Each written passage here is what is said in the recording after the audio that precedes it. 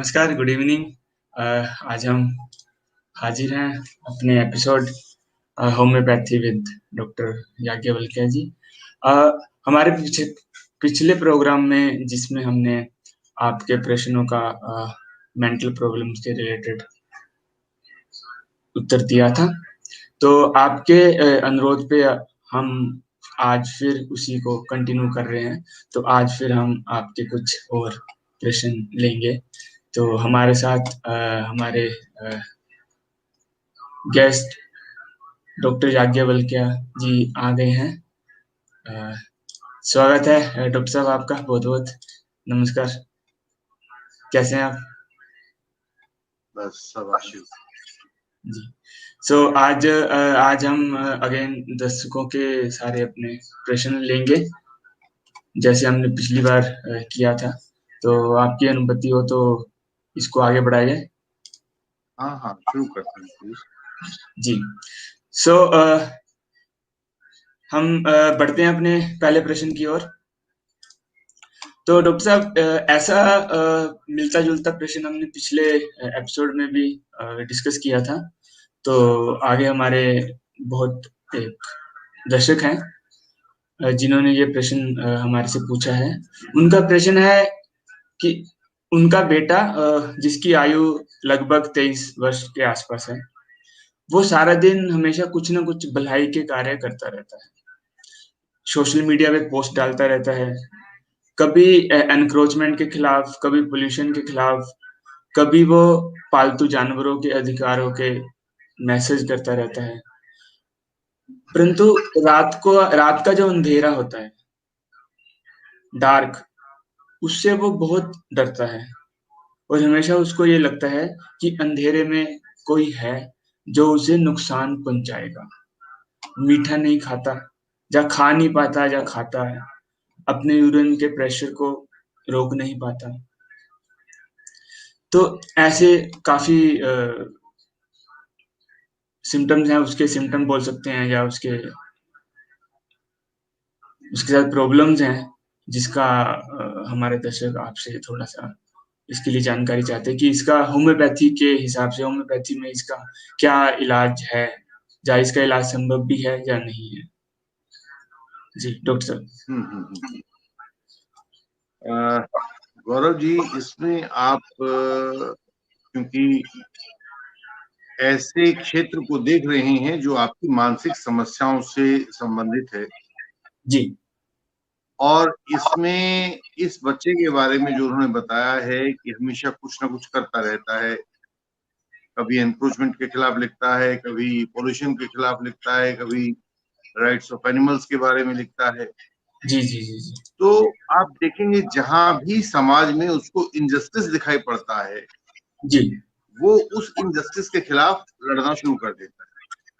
जी, जी। ये इसका एक जो कोर एस्पेक्ट है प्रॉब्लम का, वो ये है। अब इस प्रॉब्लम के को वो क्योंकि इंजस्टिस से लड़ता है, तो दवाई कौन सी उसको दी जानी चाहिए, इसके लिए हमारे पास कुछ दूसरे इंडिकेटर्स हैं। आपने कहा कि वो जी, अंधेरे से डरता है, शायद ये बताया ना, अंधेरे से जी, डरता है, मीठा नहीं खाता है, और यूरिन प्रेशर नहीं रोक पाता है, ये आपने बताया इसमें। तो जी। ये दवाई हमारे पास है, एक दवाई जिसको हम कहते हैं कॉस्टिकम। कॉस्टिकम दवाई है, और कॉस्टिकम दवाई बुझे हुए चूने और पोटेशियम सल्फेट के मिश्रण से बनाई जाती है। बुझा हुआ चूना होता है, आप चूना पत्थर के ऊपर पानी डालेंगे तो उसमें से गर्मी बाहर निकल जाएगी और एक सफेद रंग का पाउडर बचेगा। एक पोटेशियम सल्फेट होता है। तो पोटेशियम सल्फेट और बुझे हुए चूने के मिश्रण से एक दवाई तैयार की जाती है, उसको हम कॉस्टिकम कहते हैं।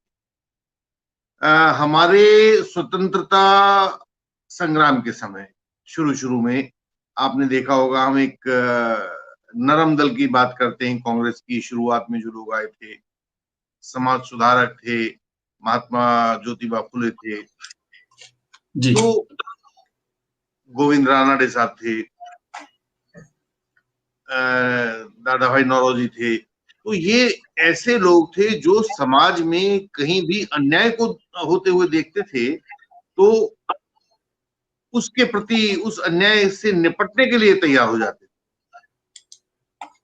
तो ऐसे लोग जो अन्याय के खिलाफ लड़ने को हमेशा तैयार रहते हैं, जैसे आजकल अन्ना हजारे साहब हैं, उनके बारे में कहा जाता है कि जहां भी वो कहीं अन्याय होता हुआ देखते हैं तो उसके खिलाफ वो अपना संग्राम शुरू कर देते हैं। तो ऐसे जी व्यक्ति, इनके लिए कॉस्टिकम एक दवाई है। कॉस्टिकम के उपयोग से उन्हें लाभ होगा। और ये देखने के लिए कि इनको कॉस्टिकम ही दिया जाए, हम कुछ चीजें देख सकते हैं कि उनकी जितनी भी समस्याएं हैं, जैसे आपने बताया कि अंधेरे से डरते हैं, या मीठा नहीं खा पाते हैं, या जी जी यूरिन प्रेशर को नहीं रोक पाते हैं, वो समय के साथ साथ एक लंबे एक्सपोजर से डेवलप होती हैं। कोई भी प्रॉब्लम, इनकी जो मेडिकल प्रॉब्लम्स होंगी वो तात्कालिक नहीं होंगी। इनके शरीर में धीरे धीरे ये कहते हैं कि कमजोरी का अनुभव आने लगता है, इनकी मांसपेशियां ढीली हो जाती हैं, इनके लोकल पैरालिसिस आपको देखने में मिलते हैं, जैसे कि अंगूठे ने काम करना बंद कर दिया, या किसी उंगली ने काम करना बंद कर दिया, या एक आंख में इनकी प्रॉब्लम शुरू होनी हो गई। इनको खाना निगलने में प्रॉब्लम होने लगती है, इनकी जीभ से संबंधित समस्याएं हो जाती हैं, ब्लैडर से संबंधित समस्याएं हो जाती हैं, इनके हाथों पांवों से संबंधित समस्याएं हो जाती हैं। और सारी समस्याएं वे समस्याएं होती हैं जो समय के साथ साथ धीरे धीरे विकसित होती रहती हैं। ये व्यक्ति बहुत ज्यादा ओवर सिंपैथेटिक इनको कहा गया है, इंटेंसली सिंपैथेटिक होते हैं, दूसरों के प्रति अन्याय होते हुए नहीं देख सकते हैं। अगर ये कुछ भी नहीं कर पाएंगे तो कम से कम उस अन्याय की भर्त्सना तो जरूर करेंगे, जी दूसरे जी लोगों का ध्यान आकर्षित करेंगे, मोहल्ले के लोगों के पास जाएंगे कि देखिए साहब वहां इतना बुरा हो रहा है, इसको ठीक किया जाना चाहिए। तो ये इनकी सोच का विषय रहता है। क्या आपके पास एक पीरियोडिक टेबल आज रही होगी? आज हमारी जो समस्याएं हैं मेंटल प्रॉब्लम्स की, उसमें जी कई बार ये हमारे लिए काम आने वाली है, क्योंकि पीरियोडिक टेबल से संबंधित हम देखेंगे आज। क्या हम उसको देख पाएंगे? जी जी जी बिल्कुल बिल्कुल बिल्कुल। हाँ, ये पीरियोडिक टेबल है। जी इस पीरियोडिक टेबल में जब हम देखते हैं, ये जो खड़ी लाइनें हैं, इन खड़ी लाइनों को हम ग्रुप्स कहते हैं, और ये जो खड़ी लाइनें हैं इनको हम पीरियड्स कहते हैं। तो जो खड़ी लाइन है, इसमें से जो बीच की छोटी लाइनें दिखाई दे रही हैं, नीले रंग की और हरे रंग की, इनको डी ब्लॉक एलिमेंट्स कहते हैं। तो थोड़ी देर के लिए इसको, ये मेटल्स होते हैं, उसको अगर हम अलग निकाल दें तो गिनते हुए हम 5वें नंबर पे जाएंगे, तो जो 15 नंबर का है, जिसमें हम नाइट्रोजन, फास्फोरस, आर्सेनिकम को देखते हैं, 15 नंबर आप देख पा रहे हैं, जी NPAS, ये वाला ग्रुप जो है। जी जी जी तो हमारा जो दूसरा इससे रिलेटेड एक, हाँ ये वाला ग्रुप, इससे रिलेटेड जो एक दूसरा एलिमेंट हमारे पास, या दूसरी एक दवाई हमारे पास है, वो एसिडम नाइट्रिकम है, नाइट्रिक एसिड है। नाइट्रिक एसिड में मुख्य रूप से वह नाइट्रोजन और ऑक्सीजन, देखेंगे 7 और 8 नंबर जो दोनों ऊपर आपको दिखाई दे रहे हैं, उनका एक कंपाउंड होता है। नाइट्रिक एसिड भी, नाइट्रिक एसिड के जो लोग होते हैं वो भी इसी तरह से बहुत सिंपैथेटिक होते हैं। जहां भी दूसरों की सहायता करने के लिए आती है, वो दौड़कर उनकी सहायता करते हैं। लेकिन कॉस्टिकम और नाइट्रिकम एसिडम में, कॉस्टिकम और नाइट्रिकम एसिडम में एक छोटा सा अंतर होता है। अंतर क्या है कि नाइट्रिक एसिड को अपने चारों तरफ से अपने ऊपर आक्रमण होता हुआ नजर आता है, जी तो उसे अपने चारों तरफ एक समूह की सपोर्ट की आवश्यकता होती है। तो जो जो भी लोग उस व्यक्ति को, मरीज को सपोर्ट करते हैं, नाइट्रिक एसिड के पेशेंट उनके लिए अपनी जान लड़ा देते हैं। लेकिन नाइट्रिक एसिड सिर्फ अपने फॉलोअर्स के लिए लड़ता है, और कॉस्टिकम इन जनरल सभी के लिए लड़ता है। तो ये इन दोनों दवाइयों के बीच में एक अंतर है कि वह पेशेंट को, जो हम देख रहे हैं, बच्चे की बात देख रहे हैं, जी जी जी वह बच्चे को कॉस्टिकम दिया जाना चाहिए या एसिडम नाइट्रिकम दिया जाना चाहिए। तो जो कॉस्टिकम है वो सभी के लिए बराबर एंशियस रहता है, सभी के लिए, सभी के दुख को बराबर रिप्रेजेंट करना चाहता है, लेकिन जो एसिडम नाइट्रिकम है वह केवल अपने फॉलोअर्स को, जो मुझे समर्थन देते हैं, उनके लिए वो लड़ाई लड़ता है। आप इसमें देखेंगे नाइट्रोजन से नीचे आप देखेंगे 15 नंबर पर फॉस्फोरस है। फॉस्फोरस इसी ग्रुप का अन्य सदस्य है। तो फॉस्फोरस के लोग वो भी इसी तरह के सिंपैथेटिक होते हैं, और फॉस्फोरस के और कॉस्टिकम के जो बहुत सारे लक्षण वो आपस में मिलते हैं, और बहुत सारे होम्योपैथिक डॉक्टर्स कई बार कंफ्यूज कर जाते हैं कि इस पेशेंट को हमें फॉस्फोरस देना है कि कॉस्टिकम देना है। जी जी जी। कॉस्टिकम और फॉस्फोरस में मुख्य अंतर यह होता है कि कॉस्टिकम दूसरों के लिए एंग्शियस रहता है, बेचैन रहता है कि उनको अन्याय का सामना ना करना पड़े, लेकिन उनकी एंग्जाइटी को अपने अंदर महसूस करे, ये फॉस्फोरस का काम होता है। किसी व्यक्ति का एक्सीडेंट हो गया तो उस व्यक्ति को सही सही मेडिकल उपचार मिले, उसका जो कानूनी ड्यू बनता है वो उसको मिले। हिट एंड रन का केस है तो वो गवर्नमेंट कंपनसेशन उसको मिले, ये देखेगा कॉस्टिकम। लेकिन उसके ऊपर इस समय कैसी मानसिक दशा से गुजर रहा है ये देखेगा फॉस्फोरस। उस एक्सीडेंट से जो पैदा होने वाला दुख है, दर्द है, उसको फॉस्फोरस देखेगा। तो फॉस्फोरस दूसरों की एंजाइटी को अपने अंदर महसूस करता है, जबकि कॉस्टिकम दूसरों की एंजाइटी को दूर करने की कोशिश करता है। ये इनके बीच में एक अंतर है, आप इसको देख सकते हैं। तो मैंने 3 अवस्थाएं आपको बताई हैं, कॉस्टिकम की, एसिडम नाइट्रिकम की, फॉस्फोरस की। जी। एक अन्य दवाई होती है जिसको हम नेट्रम म्यूरिटिकम कहते हैं। नेट्रम म्यूरिटिकम के बारे में हमने कई बार बातें की हैं। नेट्रम म्यूरिटिकम के पेशेंट्स वो होते हैं जिनको लगातार दबा कर रखा जाता है, तो वो अपने दबाने से उनके भीतर एक रिसेंटमेंट पैदा हो जाता है, एक प्रतिकार पैदा हो जाता है। उस प्रतिकार में वो जो भी सामने आता है, और अगर वो भी उसी तरह के दुख दर्द से गुजरा हो तो उसके प्रति उसके मन में सहानुभूति आ जाती है, और ये एक जनरल सहानुभूति होती है। आपने देखा होगा लोग बाग हंसते भी रहते हैं, आंखों में आंसू निकल रहे हैं जर्जर, और वो हंस भी रहे हैं, टीयर्स विद लाफ्टर्स। जो जब भी अकेले होते हैं तो जोर जोर से रोना चाहते हैं। आप उनके पास जाएं और कहें कि आपकी ये प्रिय चीज हमें चाहिए, उधार के लिए चाहिए, थोड़ी देर के लिए हम इसको यूज करके दे देंगे। तो नेट्रम म्यूरिटिकम के लोग कभी ना कहना नहीं जानते हैं, वो आपको दे देंगे अपनी वस्तु कि आप इसका इस्तेमाल कर लीजिएगा। तो नेट्रम म्यूरिटिकम बहुत सिंपैथेटिक होते हैं दूसरों के लिए। कॉस्टिकम उनके प्रति होते हुए अन्याय को लेकर संवेदनशील होते हैं। फॉस्फोरस उनकी पीड़ा को अपने अंदर महसूस करते हैं, और नाइट्रिक एसिड अपने सपोर्टर्स के सपोर्ट को मजबूत रखने के लिए उनको सहारा देते हैं। जी जी।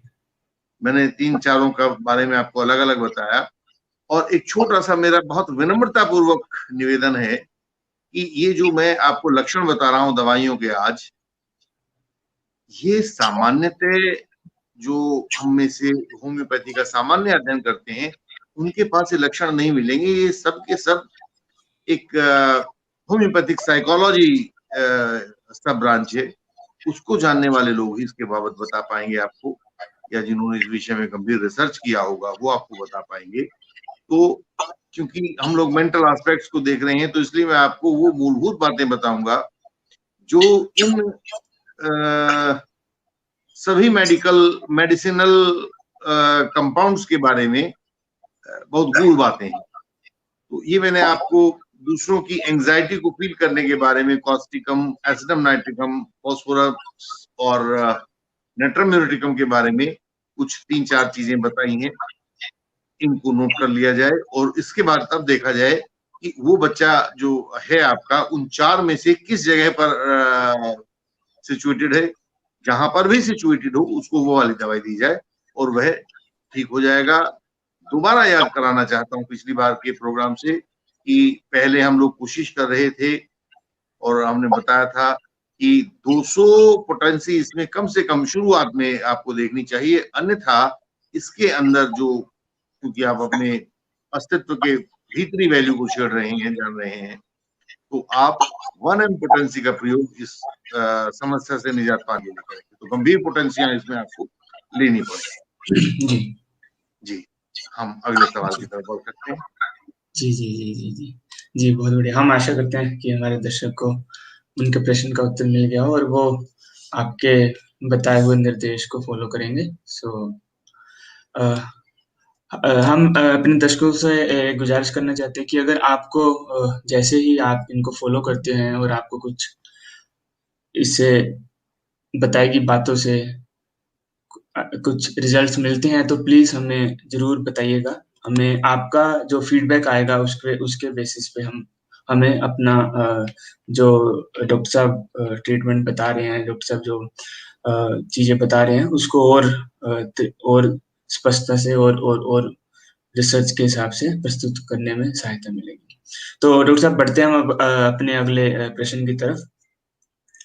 हमारे दर्शक हैं उन्होंने उनका उनका भतीजा है जो 12th में पढ़ता है और पिछले अराउंड उन्होंने ये बोला है कि वो अराउंड पिछले 6 से 7 साल से हकलाने लगा है, स्टैमर कर रहा है वो। तो इन्होंने बहुत सारे डॉक्टर्स को भी दिखाया, इसकी स्टैमरिंग और स्टटरिंग जिसको हम आम भाषा में अपने बोल देते हैं। तो इसके लिए वो साइकोलॉजिस्ट और साइकियाट्रिस्ट को भी दिखा चुके हैं, जो इनका भतीजा हकलाता है उसके कारण। उसकी खिलाहट उस समय ज़्यादा हो जाती है जब वह कुछ थोड़े दबाव में जिसको हम बोलते हैं कि अंडर प्रेशर आ जाता है। मीन्स अगर वो कुछ दबाव में आ गया, किसी अंडर प्रेशर में आ गया तो स्टैमर करना स्टार्ट कर देता है। तो डॉक्टर साहब हमारे दर्शक ये समझ कि इसके लिए कोई होम्योपैथी में कोई स्पेसिफिक कुछ ट्रीटमेंट है या अदरवाइज कि ये स्टैमरिंग है ये कोई डिजीज है, कोई बीमारी है या कैसी है ये, या ये भी हमारे एक तरीके का, जैसे उन्होंने बोला है कि जब वो अंडर प्रेशर आता है तब वो हकलाना स्टार्ट करता है। तो ये क्या हमारा जो हमारा सराउंडिंग है उसके कारण है या हमारे लाइफस्टाइल के कारण है, कैसे है? प्लीज थोड़ा इस पे आप डॉक्टर साहब। जी गौरव जी, इसमें आप देखेंगे अपने आप को व्यक्त करना, बच्चे के साथ प्रॉब्लम ये है कि वो व्यक्त नहीं कर पा रहा है, और व्यक्त करते समय जब वो अपने आप को व्यक्त करता है, सेल्फ एक्सप्लेनेशन वो दे रहा है या एक एक्सप्रेशन उसका जो है सेल्फ एक्सप्रेशन, वो जी सेल्फ एक्सप्रेशन कहीं प्रॉब्लमेटिक है और नेचुरल नहीं। जी ऐसा तब होता है जब आपको अपने सेल्फ एक्सप्रेशन से डर लगता है कि someone is going to either obstruct you और harm you or may hamper you in any other way, then in that case you have an intrinsic fear against your self expression. Self जी expression के लिए जब उसको कहीं भीतर से डर महसूस होगा तो वह बात उसके शारीरिक लक्षण यानी कि बोलने में आ जाएगी और वह उसको हकलाने लगेगा। जी तो इससे हम एक बहुत सामान्य देखते हैं बात, और जो मुझे भी देखने में आई है कि जहां भी हकलाहट होती है उससे पहले उस पेशेंट को, उस व्यक्ति को किसी एक दमन के दौर से गुजरना पड़ता है, कहीं एक ऐसी अवस्था से गुजरना पड़ता है जहां उसके एक्सप्रेशन को हैम्पर किया गया हो, जहां वो जो बोलना चाहता हो उसको वो बोलने के लिए रोक दिया गया हो। तो अगर हम दोबारा से फिर अपनी वही टेबल देख पाए, पीरियोडिक जी टेबल, तो मैं उसमें से कुछ चीज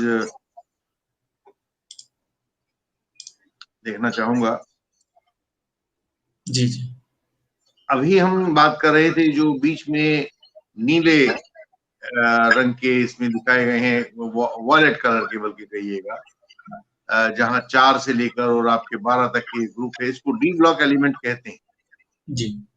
ये वाले जितने हैं इनको डी ब्लॉक एलिमेंट कहते हैं। केमिकल स्ट्रक्चर की सहायता से हम जानेंगे कि इनके जो एसपीडीएफ ब्लॉक्स होते हैं, तो इसमें इलेक्ट्रॉनिक संरचना के आधार पर हम इनको डी ब्लॉक एलिमेंट कहते हैं।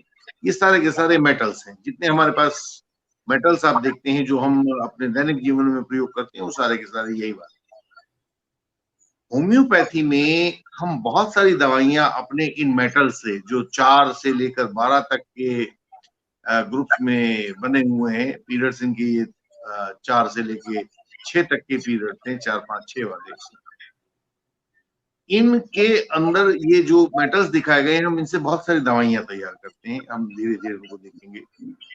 और जहां भी आप जीवन में किसी संघर्ष के साथ आमना सामना करेंगे, वहां पर आमतौर से जहां फाइटिंग और defending yourself, these two values are there. You have to fight against the aggression and you have to defend yourself. In that case, your remedies mostly will belong from this group of elements called metals. In metal से आपको वो मिलती है। इसमें आप देखेंगे 7 number के नीचे एकदम से 25 नंबर पर 26 पर 7 नंबर के नीचे आप देख पा रहे हैं 25 पर नहीं 25 पर आप देख पा रहे हैं ये वाला, ये मैंगनीज है और इसको हम लैटिन भाषा में मैग्नम कहते हैं। मैग्नम भी क्योंकि धातु है, मेटल है, तो ये भी इसमें अटैक से संबंधित इसकी साइकोलॉजी होती है। इसके ऊपर अटैक किया जा रहा है, इसको डिफेंस करना है और इसे एक अपनी परफॉर्मेंस दिखानी है। यानी कि वही चीजें जो हम इसमें देख रहे हैं कि he wanted to perform somewhere but he was not allowed to perform. He felt threatened because of some external aggression or external attack. तो मैग्नम एक ऐसी हमारे पास दवाई है जो हमारी स्टैमरिंग में हमारे लिए बहुत काम आती है। इसको 2 रूपों में हम इस्तेमाल कर सकते हैं, या तो मैग्नम मेटालिकम के रूप में कर सकते हैं या मैग्नम एसिटिकम के रूप में कर सकते हैं। दोनों के लक्षण लगभग समान होते हैं। जिसे हम कहें कि मैग्नम, उसमें जो मेन एक्टिव एलिमेंट्स होता है वो मैंगनीज होता है। लैटिन भाषा में इसका नाम मैग्नम होता है। और ये जो इसका पेशेंट होता है जिसको मैग्नम की आवश्यकता है, वह पेशेंट डोमिनेटेड अनुभव करता है कि जैसे उसको डोमिनेट कर लिया गया हो, जैसे उसको सप्रेस कर दिया गया हो, और वो रिटेलिएट करना चाहता है, वो प्रतिकार करना चाहता है, लेकिन he feels powerless to retaliate. मैं अपनी बात दोबारा कहना चाहता हूं, उसको जरा ध्यान से सुना जाए कि इसका जो पेशेंट होता है जिसको मैग्नम दवाई दी जानी है, वो ऐसा पेशेंट होता है जिसको लगता है कि he has been dominated by someone else, he has been suppressed by someone else, and he wants to retaliate against that domination and suppression, but he finds himself powerless to do that retaliation. ये जहां उसका group of symptoms होता है, उस व्यक्ति में स्टमरिंग देखने में आती है। और दूसरे जो तमाम इनहिबिटर्स होते हैं वो उसके अंदर दिखाई पड़ते हैं, इनहिबिशंस उसके अंदर दिखाई पड़ती हैं। वह इंट्रोवर्ट हो जाता है, कुछ बोलना चाहता है तो उसके मुंह से शब्द धारा प्रवाह नहीं निकल पाते हैं, फ्लुएंसी उसकी खत्म हो जाती है। उस समय हम उसे मैग्नम नाम की दवाई देते हैं। उसको एक ऐसी हिस्ट्री देखने में मिलती है कि उसने अपने एंगर, अपने भीतर की हिंसा करना चाहता है लेकिन कर नहीं पा रहा है, तो इनको उसने अपने एंगर को और अपनी हिंसा को उसने दबाया होता है, ऐसा उसका पास्ट मिलेगा। और उसके अंदर बहुत कड़वाहट भरी मिलेगी, बहुत घृणा भरी मिलेगी किसी दूसरे के प्रति, और बहुत वो रिवेंजफुल रहेगा।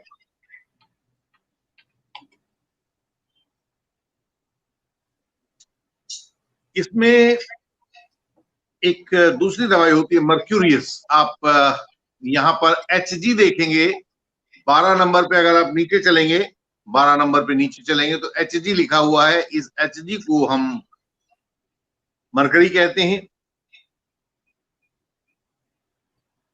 मरकरी एक ऐसी फीलिंग देता है मन में जो चारों तरफ से जिसके ऊपर अटैक किया गया।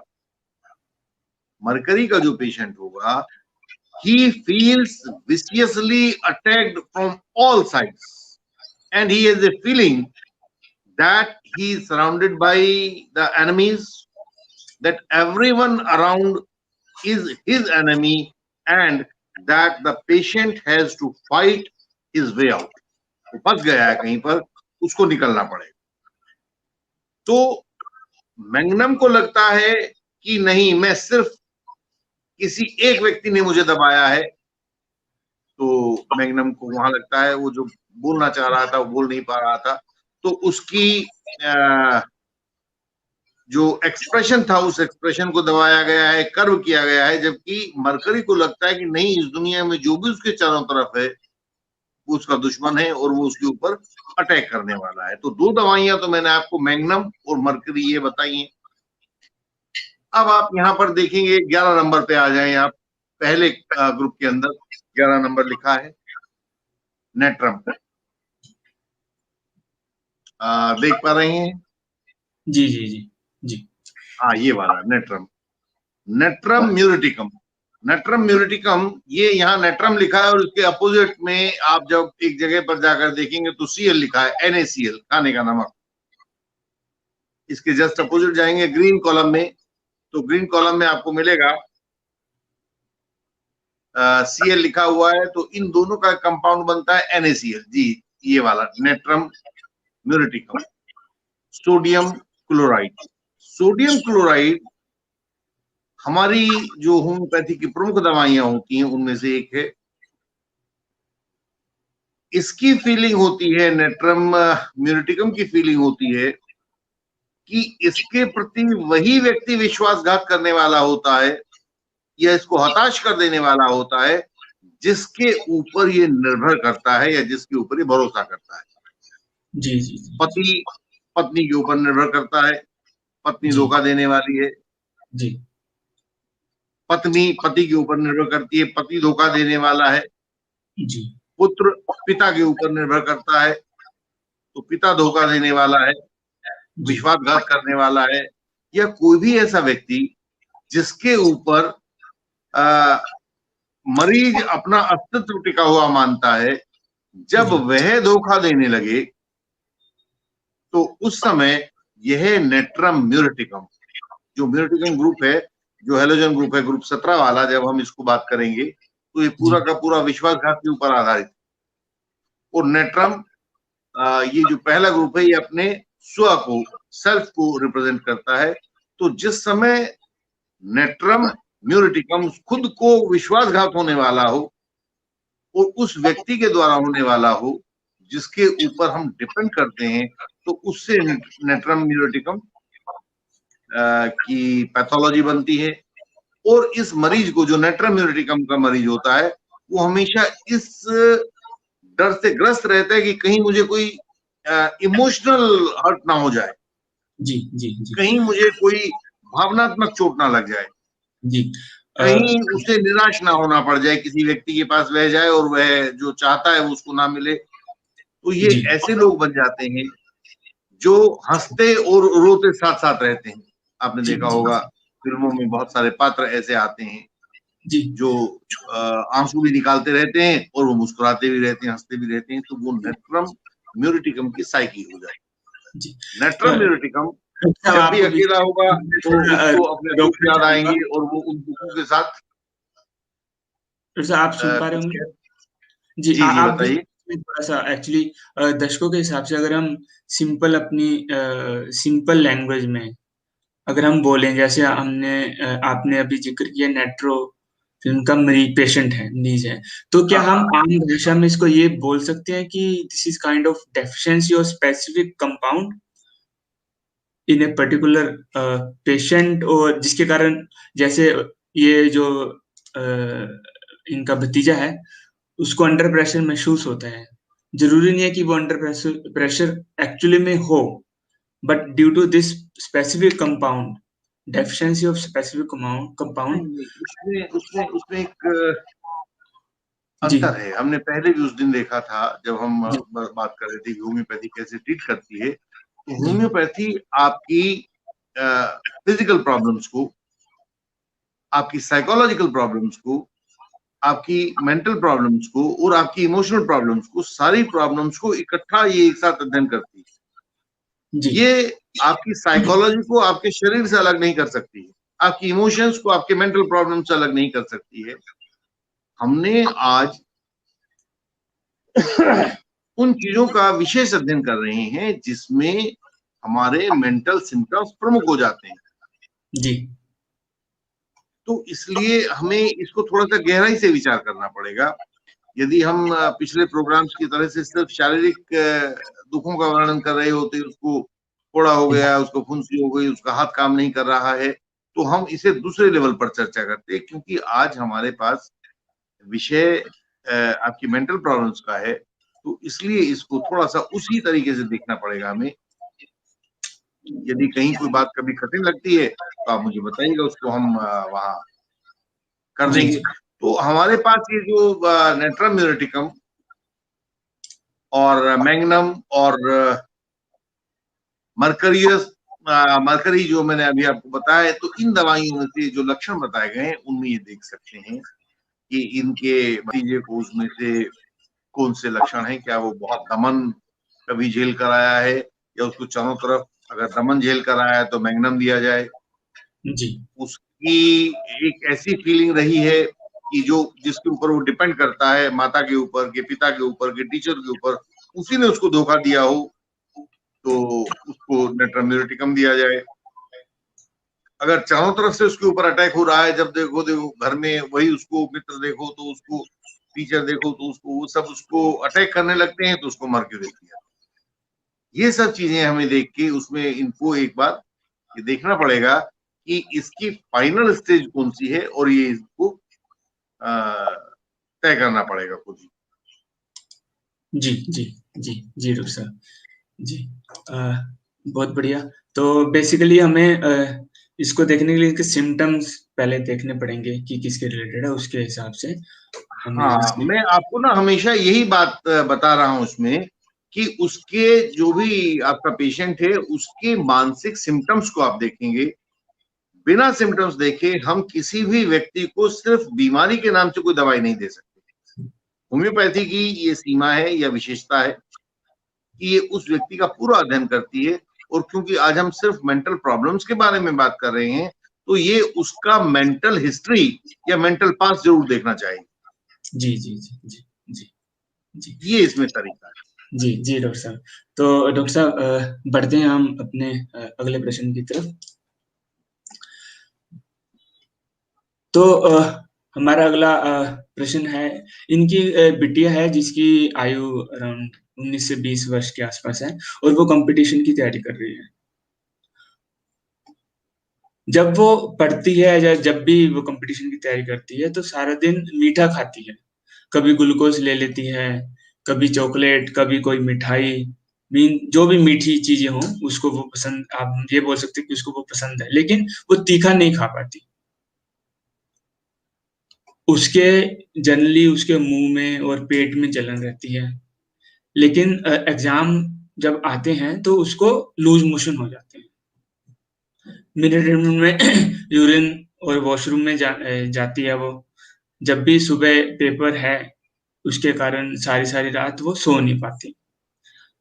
हर 2 मिनट में उठकर बैठ जाती है कि एग्ज़ाम का टाइम हो गया है, उसके लिए क्या किया जाए?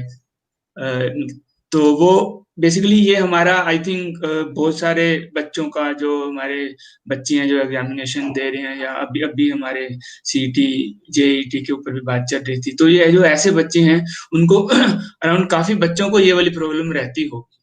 तो इसका कोई होम्योपैथी में हमारे पास इन सिम्टम, इन लक्षणों के आधार पे जो हमारे पास चिकित्सा उपलब्ध हो। डॉक्टर साहब प्लीज आप इस पे थोड़ा सा। हाँ, इसमें हम ये देखेंगे कि क्योंकि बच्चा सारा दिन पढ़ता है, तो जैसे ही वो अपने मानसिक काम करना शुरू करता है, तो उसके शरीर में ग्लूकोज का ऑक्सीडेशन होना शुरू हो जाता है। ग्लूकोज जैसे ही कम होता है, उसको भूख लगती है, तो फिर खाता है, और फिर क्योंकि उसको मानसिक काम करना पड़ता है, तो फिर उसको ग्लूकोज कम होगा, फिर खाएगा। तो ये उसका बिल्कुल ठीक ठीक बात है कि वो जैसे जैसे मेहनत करेगा तो उसको भूख लगेगी और वो खाएगा बच्चा। इसके बाद है कि मीठा खाता है, हाँ, क्योंकि ग्लूकोज कम होगा तो मीठा खाएगा। तीखा नहीं खा पाते हैं, तो इसका मतलब है कि उसको कहीं जो हमारी एपिथेलियल लाइनिंग है, हमारे एलिमेंट्री कैनाल की, खाने की नली की जो एपिथेलियल लेयर होती है, उसमें कहीं कोई कट्स हैं, अल्सर्स हैं, या कोई किसी किस्म की इन्फ्लेमेशन है, जिसके कारण वो नहीं खा पाती है। तो ये सारे के सारी चीजें फिर हम देख रहे हैं कि उसको पेट में जलन होती है, वो भी वही एपिथेलियल लेयर में, लाइनिंग में कहीं कोई प्रॉब्लम है, इन्फ्लेमेशन है। इंपॉर्टेंट बात इन्होंने लिखी है कि एग्जाम आते ही लूज मोशन हो जाते हैं, और मिनट मिनट में वॉशरूम जाना पड़ता है। सुबह पेपर है, इस कारण सारी रात वो सो नहीं पाते हैं, और हर 2 मिनट में उठकर बैठ जाती है कि एग्जाम का टाइम हो गया है। जी हमारे पास एक बहुत मूल्यवान दवाई है जो इस तरह के बच्चों को और बड़ों को भी, क्योंकि बड़ों में भी ये समस्या बहुत देखने में मिलती है कि कल उनका जॉब इंटरव्यू है, परसों उनका सिलेक्शन गेट होना है। जी जी जी। तो इसको हम अपॉइंटमेंट एंजाइटी कहते हैं कि हमें किसी एक पर्टिकुलर डेट टाइम से लेकर एंजाइटी हो जाती है।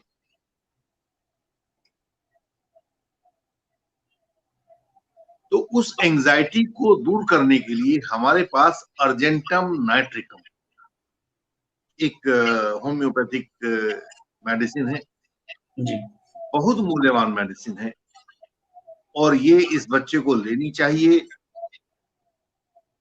ये ध्यान रखा जाए कि जो अर्जेंटम नाइट्रिकम के लोग होते हैं, क्योंकि अर्जेंटम हमारे मेटलिक ग्रुप में आती है, मेटलिक ग्रुप वो है जिसके ऊपर अटैक, परफॉर्मेंस, ये सारा, और डिफेंस उसको, yes, this is argentum nitricum.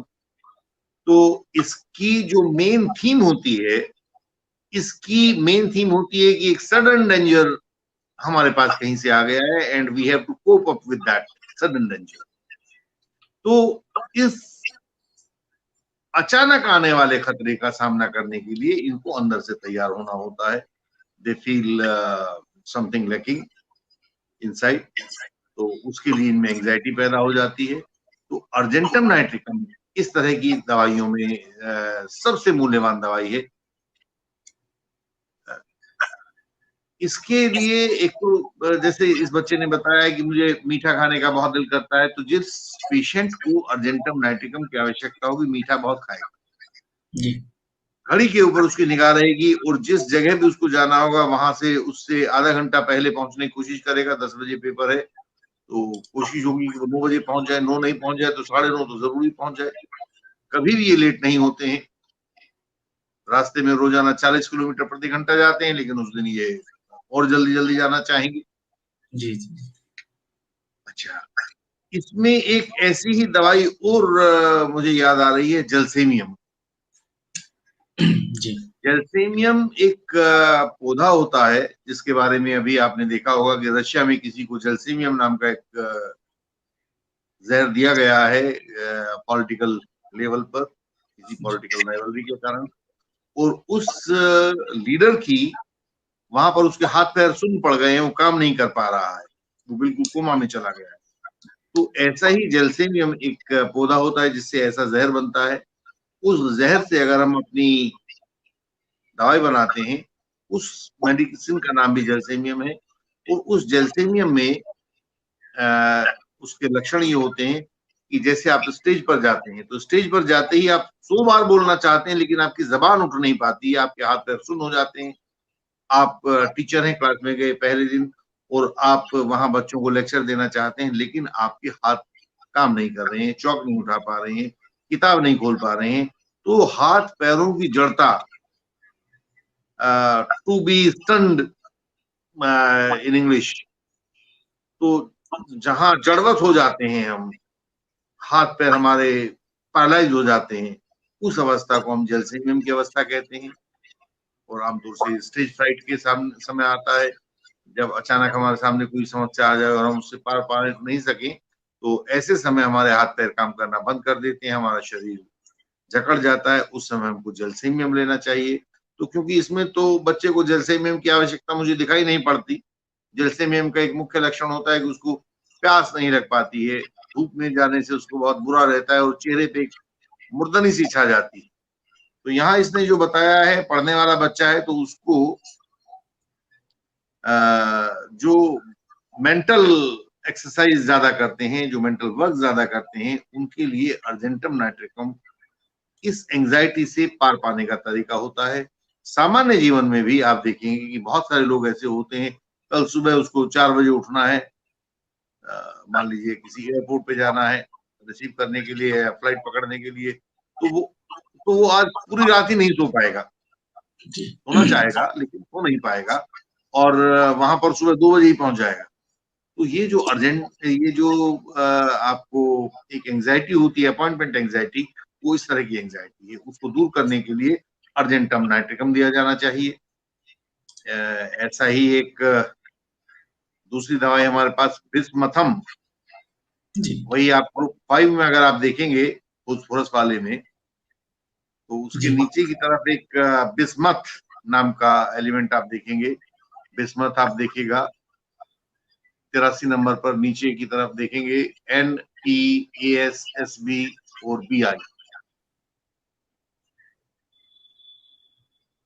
इनकी मुख्य फीलिंग होती है कि ये अनलव्ड होते हैं, अलोन होते हैं और इन्हें ऐसा लगता है कि किसी ने इनको पूरे भरे पूरे जंगल में अकेला छोड़ दिया है। जी जी। इन्हें अपना अकेलापन सहन नहीं हो पाता, ये ऐसे लोग हो जाते हैं। तो हम वो देख सकते हैं। कैलियम कार्बोनिकम भी एक हमारे पास दवाई रहती है। कैलियम कार्बोनिकम आमतौर से हमें एक फियर ऑफ फ्यूचर से संबंधित दवाई है। उसको लगता है कि जो भविष्य है आने वाला, उसमें कुछ ऐसा होगा जो हमें नष्ट कर देगा, जो हमारे ऊपर बहुत बड़ा कहर तोड़ेगा, ऐसा इसके अंदर फीलिंग होती है। उसको हम कैलियम कार्बोनिकम से करते हैं, तो ये एक भविष्य का डर होता है। जी जी जी जी। तो लेकिन इस बच्चे को अर्जेंटम नाइट्रिकम दवाई दी जानी चाहिए। अर्जेंटम नाइट्रिकम 1 mg, जब भी पेपर हो, पेपर से पहले उसको 1 mg की 2-4 ड्रॉप्स थोड़े से पानी में मिला के इसको दे दिया जाए, तो अगले दिन ये बहुत अच्छी तरह से पेपर करेगा और इसको उस तरह की एंजाइटी नहीं रहेगी। जी जी जी जी डॉक्टर साहब जी। बहुत बढ़िया डॉक्टर साहब। तो वक्त तो हमारे पास कम है, तो हम एक और प्रश्न ले लेते हैं अपने दर्शक का। तो बढ़ते हैं हम अपने अगले प्रश्न की तरफ। डॉक्टर साहब, हमारे दर्शक का प्रश्न है कि जो उनके फादर इन लॉ है, जो उनके ससुर हैं, पिछले कुछ महीनों से वो किसी धार्मिक मंडली के साथ, जो धार्मिक गुरु होते हैं या धार्मिक मंडलीज होती हैं, उनके साथ वो उनका उठना बैठना हो रहा है। तभी से वो चाहे घर में आग भी लग जाए तो वो हंसते ही रहते हैं। मीन्स कोई भी ट्रेजेडी हो जाए, कुछ भी हो जाए, तो वो हंसते रहते हैं। तो ऐसे में अगर आग लग जाती है तो वो उसे दौड़कर ऑफ करने के बजाय हंसने लगती है। मीन्स अगर आग, तो उन्होंने एक शायद एक इंसिडेंट बताया है। मीन्स कोई भी कुछ भी हो जाए, उनके ट्रेजेडी हो जाए, कुछ हो जाए, तो वो ये नहीं कि उसकी तरफ ध्यान दें, बल्कि उसको हंसने लगते हैं।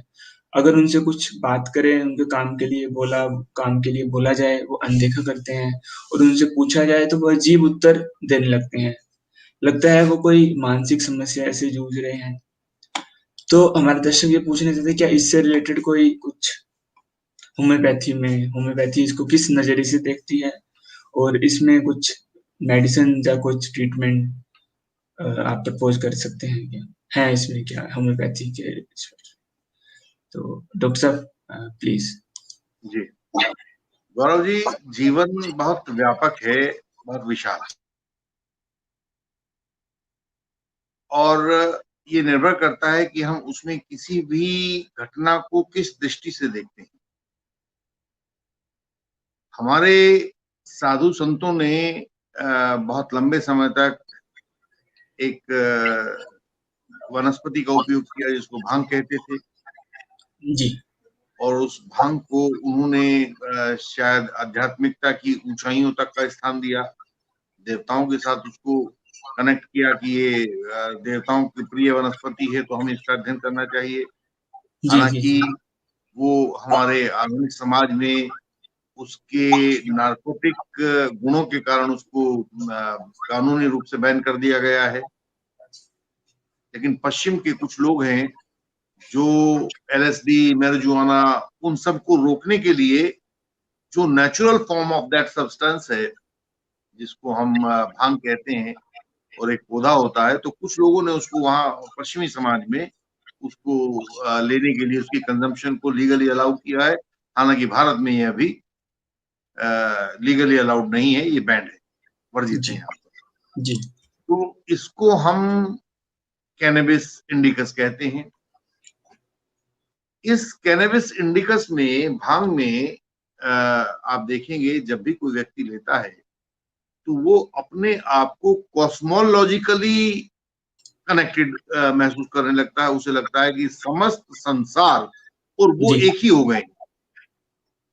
तो इस बात को अगर हम आध्यात्मिक रूप से देखते हैं तो ये एक अचीवमेंट है। जी लेकिन इसी बात को अगर आप मेडिकल लेवल पर और आजकल की जो आपकी मॉडर्न लाइफ है उस लिहाज से देखते हैं तो ये एक पैथोलॉजी है। जी मैं अपनी बात कह पा रहा हूँ गौरव जी? जी जी जी जी जी वही एक चीज है कि उस व्यक्ति के अंदर एक फीलिंग आ गई है, he feels connected eight A cosmological level and he is appreciated in his religious mandali, in his spiritual group, but at some other level, in the mundane life, he is criticized as being very frolic and non-serious person. कि जी ये तो अभी आपने दिखाया था मुझे कि AC में आग लग गई और वो कहते हैं कि अब तो गर्मी का मजा लेंगे। जी अगर हम इसे स्पिरिचुअली देखते हैं तो वो शायद सर्दी और गर्मी के डिस्टिंक्शन से अलग निकल गया, everything is same for him. लेकिन अगर हम इसको मेडिकली देखेंगे तो कहेंगे कि अरे जो आपका एक नैतिक दायित्व है, daily you are suppose to do, you are not doing that, it means you are lacking something and it is a medical problem. इसको हमारे यहाँ पहले हम अचीव करते थे। पुराने आप साधुओं के बारे में पढ़ेंगे, पुराने आप सन्यासियों के बारे में पढ़ेंगे तो भांग का सेवन करते थे, और सेवन करने से वो एक ऐसी अवस्था में पहुंचते थे जिसको वो अपने आप को बहुत विश्व और वैश्विक शक्तियों के साथ अपने आप को जुड़ा हुआ पाते थे। जी जी जी इसीलिए वो भेदात्मक शक्ति जो है आपकी, जो डिस्टिंग्विशिंग लाइन है, उससे क्रॉस कर जाते थे। जी आजकल के समाज में, मैं शायद थोड़ा सा दवाई को समझाने के लिए आपको बता रहा हूं, आजकल के समाज में गर्मी और सर्दी ये दो अलग अलग चीजें हैं। और आपने क्योंकि एसी का आविष्कार कर लिया है तो आप ना बहुत गर्मी में रह पाते हैं ना बहुत सर्दी में रह पाते हैं। सर्दी होती है गर्म कर लेते हैं, गर्मी होती है तो सर्द कर लेते हैं। लेकिन उस व्यक्ति ने एक ऐसी अवस्था पाई कि वो उससे दोनों से ही परे चला गया, वो जाना चाहता है, वो उसको प्रॉब्लम नहीं करती। दूसरी बात आप ये देखेंगे इस दवाई के बारे में, कैनबिस इंडिका या कैनबिस इंडिकस, जी हम जो दवाई कहते हैं, जो भांग होती है, भांग से हमने उसको होम्योपैथिकली तैयार किया और उस दवाई का नाम होता है। इस व्यक्ति को ग्रुप में अच्छा लगता है। आपने देखा होगा कि भांग को लोग बाग अकेले बैठकर नहीं पीते हैं, वो हमेशा समूह में पीते हैं। जी तो कैनबिस इंडिकस का जो हमारे पास होम्योपैथिक मेडिसिन है, इसका लक्षण है कि इसके पेशेंट को हमेशा ग्रुप में रहना अच्छा लगता है। आपने देखा होगा 60-70s में एक यूरोप में और अमेरिका में एक हिप्पीज का वो चला था जी समूह, जी जी है ना? तो वो एक बहुत लंबे समय से सब साथ साथ रहते थे और बड़े ऐसे रीति रिवाज पर वो चलते थे जो समाज में सामान्यतः एक्सेप्टेड नहीं होते। तो ये कैनबिस इंडिकस एक उसी प्रकार की दवाई है।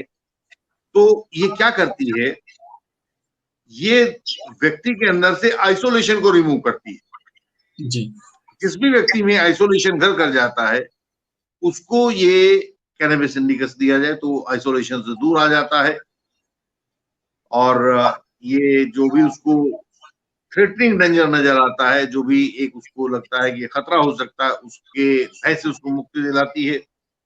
जी ये हमेशा व्यक्ति हमेशा बहुत मीठे मीठे विचारों में खोया रहेगा।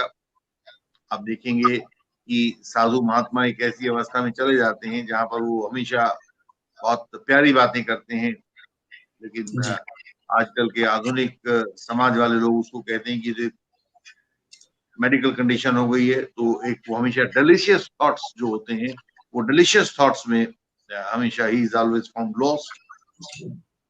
उसको हमेशा प्रॉब्लम होगी यदि वो कॉफी लेता है, यदि वो लिकर लेता है, यदि वो टोबैको लेता है, तो इनसे उसको प्रॉब्लम होने लगती है। या अगर वो राइट साइड में लेटता है, राइट साइड में लेटने का मतलब है कि दाहिनी करवट से लेटता है, तो उसको समस्या होने लगती है।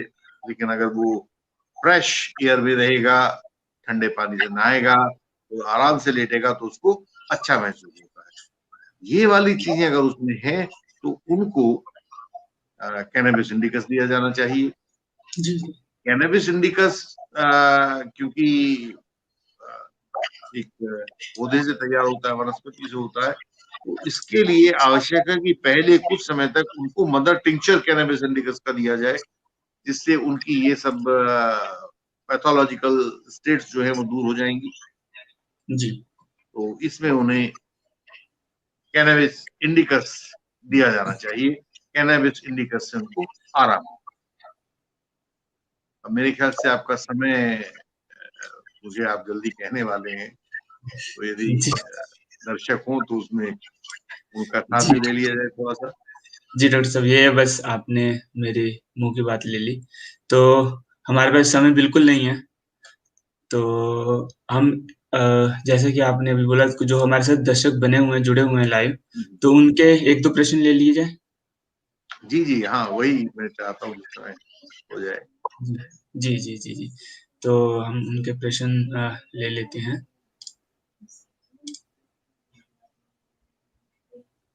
तो हमारे पास प्रश्न तो बहुत हैं, लेकिन हम 2 या 3 ही प्रश्न लेते हैं, क्योंकि हमारे पास समय बिल्कुल नहीं है। सो पहला प्रश्न, डॉक्टर साहब नमस्कार। मेरी एक फ्रेंड है जो बहुत चिड़चिड़ी रहती है, गुस्सा बहुत आता है, छोटी-छोटी बात पर नाराज़ हो जाती है। इसका कोई समाधान है? हाँ, हमने पिछले बार भी इसका किया था। एक दवाई है, स्टेमोनियम का हमने प्रयोग किया था, धतूरा जिसको हम कहते हैं। जी, जी, और जी। एक दूसरी दवाई जो आमतौर से चिड़चिड़ापन को दूर करने के लिए होती है, हमारे पास कैमोमिला दवाई होती है। जी। CHAMOMILLA कैमोमिला दवाई होती है। जी, लेकिन जी, इन जी। दोनों में एक थोड़ा सा डिफरेंस होता है कि जिस व्यक्ति को आमतौर से ठंड थोड़ी ज्यादा लगती है, उसको जी। स्टेमोनियम दिया जाना चाहिए। और जिस व्यक्ति को गर्मी ज्यादा लगती है, उस व्यक्ति को कैमोमिला दिया जाना चाहिए। जी, जी, जी। कैमोमिला का व्यक्ति गर्म चीज नहीं पी पाएगा, गर्म चाय नहीं पी पाएगा। स्टेमोनियम का व्यक्ति हमेशा बहुत कड़वी कड़वी बातें करता रहता है, ऐसा लगता है कि बस वो आपको गालियां ही निकालने वाला है, उस तरह का रहता है। तो ये जी कड़वी बातों में जी स्टेमोनियम वो देखें कि उनकी सहेली को कैसी है। अगर उनको ठंड ज्यादा लगती है तो स्टेमोनियम दें, और जी अगर उनको तो ये हमारी कैमोमिला दी जानी चाहिए। जी जी जी जी जी जी डॉक्टर साहब बढ़ते हैं हमारे अगल एग्जाम से पहले डर ना लगे तो इसकी कोई मेडिसिन? हाँ, जो आज हमने एग्जाम के बारे में अभी जी पढ़ा है कि एक एंजाइटी रहती है एग्जाम को लेकर, उस ही दवाई को हम लें, और उसके साथ में हमने एक दूसरी, बल्कि दोनों का कॉम्बिनेशन कर सकते हैं। एंजाइटी पार्ट को रिमूव करने के लिए अर्जेंटम नाइट्रिकम दी जा सकती है, और डर ना लगे इसके लिए मैंने वहीं आपको ध्यान होगा एक कैलियम कार्बोनिकम दवाई का वहां इस्तेमाल किया था, तो हम वहां जी पर उसमें कैलियम कार्बोनिकम का प्रयोग कर सकते हैं। तो जी जी कैलियम कार्बोनिकम इसमें दी जा सकती है। जी अगर जी डर लंबे समय से लगता है कि जीवन में कभी कोई प्रश्न, कभी कोई एग्जाम ही ना आए, या किसी किस्म की कोई प्रॉब्लम ना आए, ऐसा डर कई बार लोगों के दिमाग में आ जाता है, तब उन्हें बिस्मथम दिया जाना चाहिए। जी जी जी जी जी डॉक्टर साहब। तो आर्सेनिकम भी दिया जा सकता है। आर्सेनिकम एल्बम भी आपके फ्यूचर के डर को रोकता है, बिस्मथम भी रोकता है। लेकिन ये जो जी एग्जाम से रिलेटेड है, पॉइंटेड डर हैं आपके, उसके लिए अर्जेंटम नाइट्रिकम और कैलियम कार्बोनिकम दोनों का मिश्रण अगर दिया जाए तो उस बच्चे को फिर डर नहीं लगेगा। जी जी जी डॉक्टर साहब। तो ये प्रश्न पूछा था हमारे से मंजू जी ने। मंजू जी जी। आशा करते हैं कि आपको आपका उत्तर मिल गया हो आपके प्रश्न का। तो हमारे से वैष्णवी जी ने एक और प्रश्न पूछा है, does excessive drinking lead to bad mental health? If yes then suggest some homeopathy medicine. Excess हाँ, ड्रिंक। एक्सेसिव ड्रिंकिंग से आ, आपका मेंटल बैलेंस बिगड़ जाता है। आपके बहुत सारे फिजिकल सिम्टम्स होते हैं, सिम्टम्स हैं जो अपीयर होने लगते हैं। आपकी मेंटल फैकल्टीज काम नहीं करती हैं। तो दो दवाइयां इसके लिए हम आमतौर से इस्तेमाल करते हैं।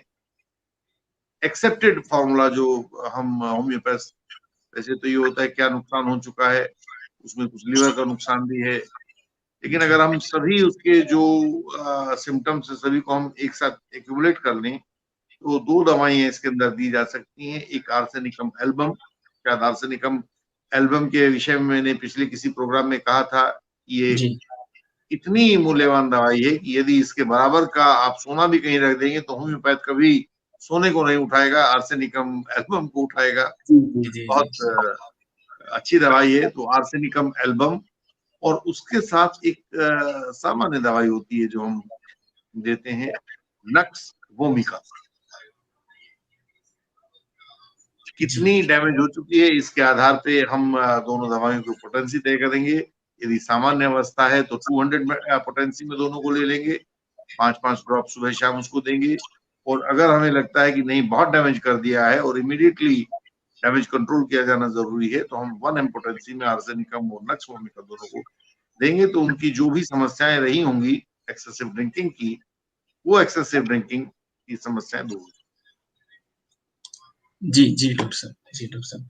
तो डॉक्टर साहब हमारे साथ झापू जी हैं जिन्होंने हाँ जी पूछा है कि बुढ़ापे में लाइक ओल्ड एज वालों के लिए बहुत सारे ये भी आई थिंक झुंझलाहट या चिड़चिड़ाहट के रिलेटेड ही होगा प्रश्न कि वो तरह तरह के शराब देने आपको, लगते हैं हाँ मैंने गाली। इनकी वो पढ़ लिया है। जी बुढ़ापे में तरह तरह से शाप देने लगते हैं, जी गाली देने लगते हैं, उनके लिए क्या कोई होम्योपैथिक मेडिसिन है?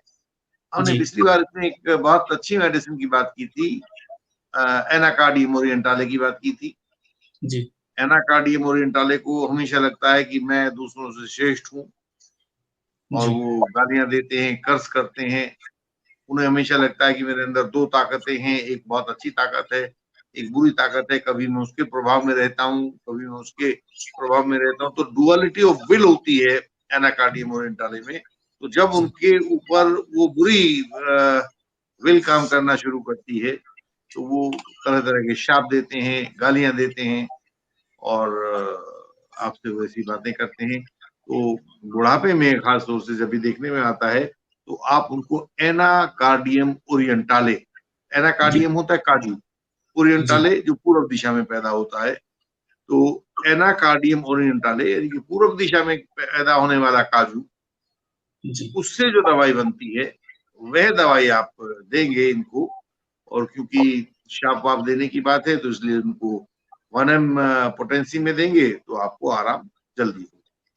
जी, जी, जी, जी। तो समय हमारे बिल्कुल इजाज़त नहीं दे रहा। ये एक छोटा-सा प्रश्न है, ये ले लेते हैं आज। रेणु भादवा जी का, मूड स्विंग के ऊपर। आई मूड थिंक वो स्विंग्स पूछना होने चाह रहे की हैं। बहुत सारी समस्याएं होती हैं, उन्होंने लिखा है क्यों होता है। जी, तो रेणु जी बहुत सारी समस्याएं हो सकती हैं, आपके चारों तरफ पारिवारिक माहौल ऐसा हो सकता है, आपका सेल्फ कॉन्फिडेंस थोड़ा सा ऊपर नीचे गड़बड़ा सकता है, या कोई एकदम से आने वाला जो सडन डेंजर होता है, सडन डेंजर की वजह से आपको लग सकता है, कोई फैमिली प्रॉब्लम्स हो सकती है। तो मूड स्विंग की बहुत सारी समस्याएं हैं, लेकिन मैं आपको बताना चाहता हूँ कि मूड स्विंग से कैसे बचा जाए। मूड स्विंग से बचने के लिए हमारे पास सबसे बढ़िया औषधि पुलसाटिला है। अभी शायद 1 या 2 प्रोग्राम पहले भी हमने इस बाबत बहुत बात की थी। जी, जी, जी। महिलाओं के लिए बहुत मूल्यवान औषधि है। आप पुलसाटिला लीजिएगा और ये जो मूड स्विंग होता है आपका, मिनट में गुस्सा आ जाता है और वो फिर जल्दी शांत हो जाता है। तो जो बाइपोलर सिम्पटम्स हैं, वो आपके ऊपर दिखाई देने लगते हैं। उसके लिए आप दूर करने के लिए पुलसाटिला पुलसाटिला का इस्तेमाल करेंगे तो आपको ये समस्या मूड स्विंग वाली निश्चित रूप से दूर हो जाएगी। जी, जी, जी, डॉक्टर साहब। डॉक्टर साहब अभी हमें समय बिल्कुल भी इजाज़त नहीं दे रहा। हम ऑलरेडी अ, एक्सेस हो चुके हैं अपने टाइम से। तो आज हमने जो भी मेंटल प्रॉब्लम्स, हमने हमारे दर्शकों ने जो क्वेश्चन पूछे थे उनके उत्तर दिए हैं, और हम कोशिश करेंगे कि जो प्रश्न रह गए हैं हम अपने दर्शकों को ईमेल के द्वारा उनको उसका उत्तर दे दिया जाए। तो बहुत-बहुत धन्यवाद डॉक्टर साहब आपका। आपका समय देने के लिए बहुत-बहुत धन्यवाद। तो नमस्कार, हम मिलते हैं आपको अगले अगले एपिसोड में। नमस्कार डॉक्टर साहब। दर्शकों, आज हमने देखा डॉक्टर साहब जी ने मेंटल प्रॉब्लम से रिलेटेड बहुत सारे रिसर्च के हिसाब से आपके प्रश्नों का उत्तर दिया है। तो हम जो भी प्रश्न रह गए हैं हम कोशिश करेंगे कि आपके प्रश्नों का उत्तर हम ईमेल के द्वारा आपको दे दें। तो this is your host Gaurav Arora. हम मिलते हैं अगले एपिसोड में with new topic. Till then, bye bye, see you.